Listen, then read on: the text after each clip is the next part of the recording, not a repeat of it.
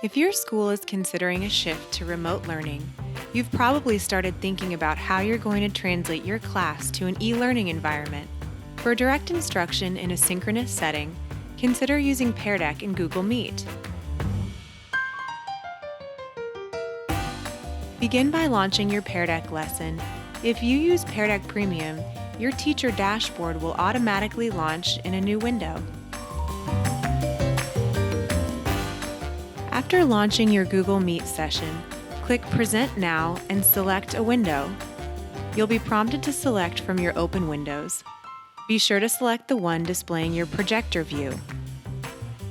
Depending on how large your screen is, you can decide whether to split your screen with two windows or open the teacher dashboard on a second device, such as a tablet or smartphone.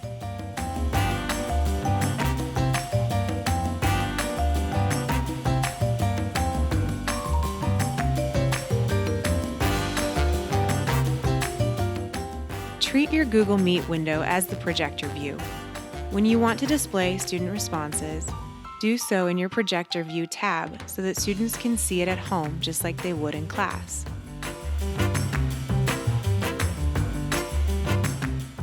Students who join your session will also need to have two windows open on their device, one with Google Meet so they can view responses you display using the Projector View, and a second one with joinpd.com so they can participate in the Pear Deck lesson. Begin the lesson by establishing class norms. You can use a Pear Deck bell ringer template like the one you see here. Consider adding a temperature check to see how everyone's doing before beginning class. Consider using a mid-class progress template slide such as this one, or building frequent pause and ask text slides for students to communicate their questions to you. Finally, bring your online session to a close with an exit ticket that helps you capture your students' comfort level with the lesson so you know how to adjust for next time.